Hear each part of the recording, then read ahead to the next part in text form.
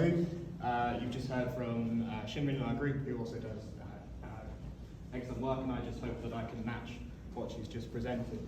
But yes, I'm a PhD student in the same group from the University of Manchester, and then presenting some work that we did very closely with National Physical Laboratory in the UK.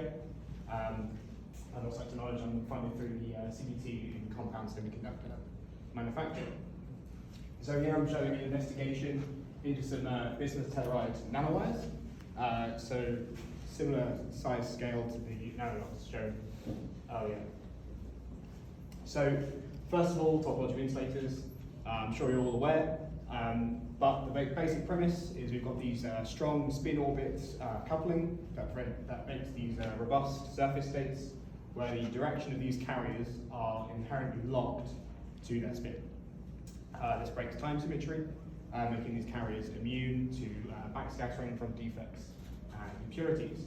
They're topological, so this behavior is isolated to the surface.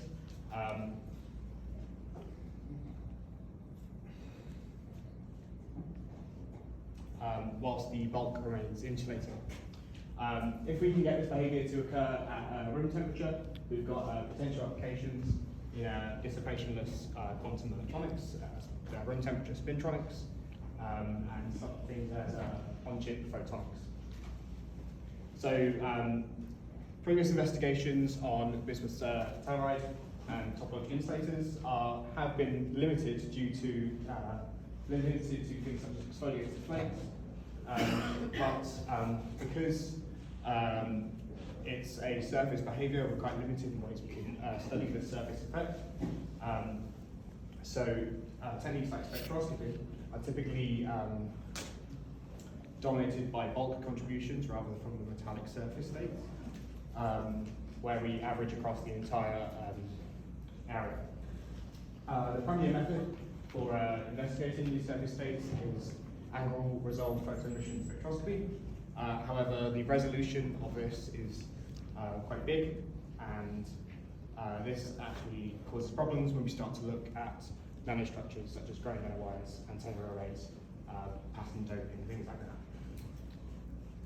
that. Shinrin has done a great job explaining spectroscopy, but just the key points is that typical spectroscopy, we're limited by diffraction size and the beam spot size. And when we start looking at nanostructures, such as nanowires, we struggle to find any potential inhomogeneities that might be present, as we tend to average over the whole measurement area. So we typically rely on nanowires, nanowire arrays. So anything such as modes on the surface, any particular gated arrays, might be any inhomogeneities would be lost and averaged over spot size.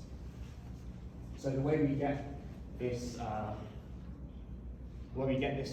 resolution is through tapping an AFM tip on the surface. The electromagnetic interaction between the tip and the sample affects the backscattered light, and we can isolate the near-field signal by demodulating the signal, and this allows us to get a resolution of around 20 to 30 nanometers. SNOM has been used previously successfully to study topological insulators. So here we've got bismuth antimony telluride exfoliated flakes. They formed some nano FTIR, and they identified two main features, attributing one to a inter-subband transition around 1260 wave number, and one to the inter-subband transition. Sorry, one to a topological surface state, and one to an inter-subband transition. So hopefully the idea of this project was to utilize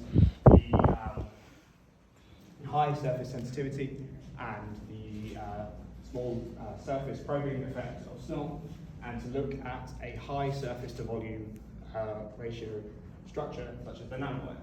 So that swept area that we're looking at with SNOM, we're trying to maximize the amount of surface area we're looking at compared to the bulk, hopefully minimizing any contributions from the bulk and having our signal mostly contributed to by the metallic surface states. This candidate nanowire was grown at Oxford by CVD of bismuth telluride and was deposited on silicon. This is a candidate nanowire we're looking at here. It's about 50 nanometer diameter and about 1 micron long, so quite small. And it's worth noting that any spectroscopy stuff that we show now is from singular nanowires rather than arrays.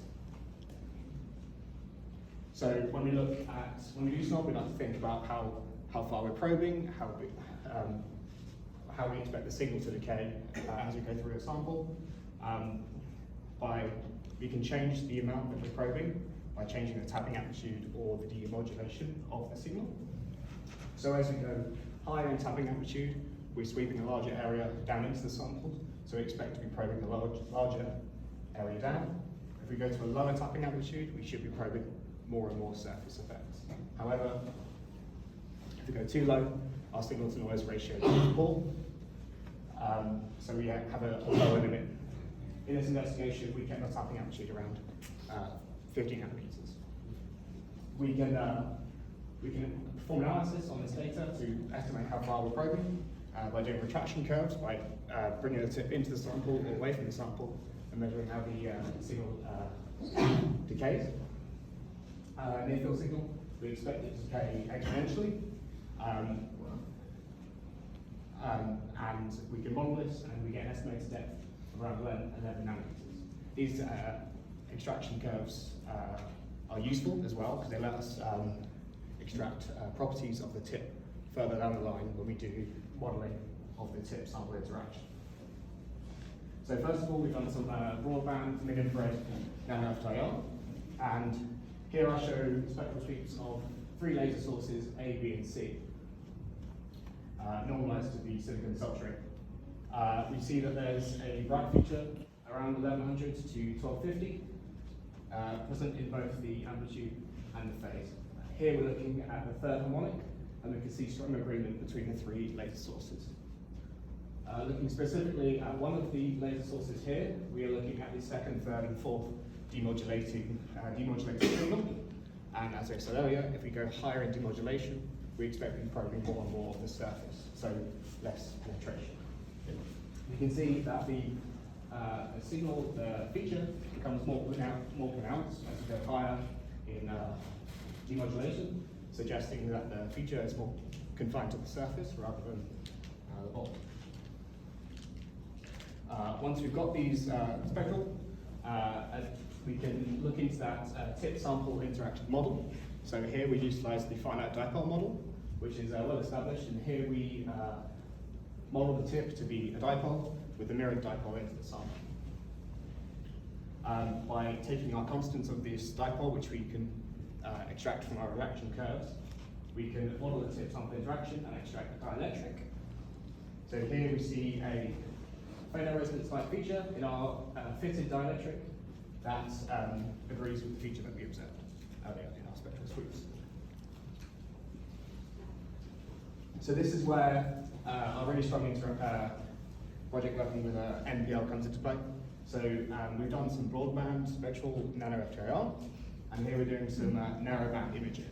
So this is 2D images set at a fixed wavelength, and we can actually investigate how potential features that we've identified in nano-FTIR and how they translate into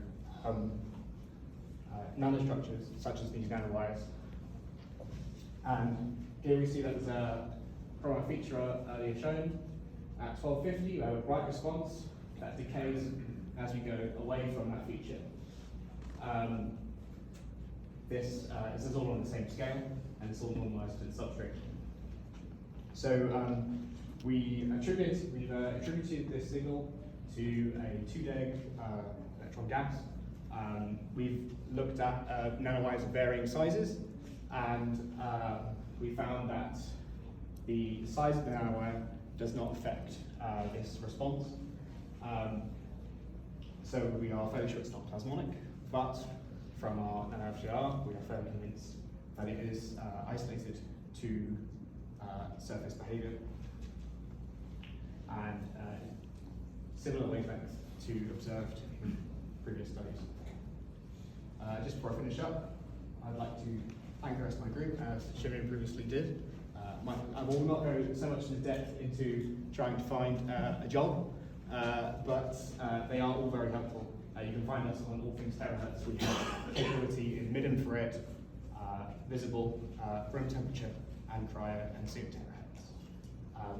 I'd also like to thank NPL, they've been key in this project, and University of Leeds and Oxford for providing the samples for investigating. So, in conclusion, I've hopefully demonstrated that initial measurements of the TR candidate visible telluride, and that SNOM has a key part in the investigations of these nanostructures, and that understanding these behaviors is key in creating devices using these TI materials. Thank you very much.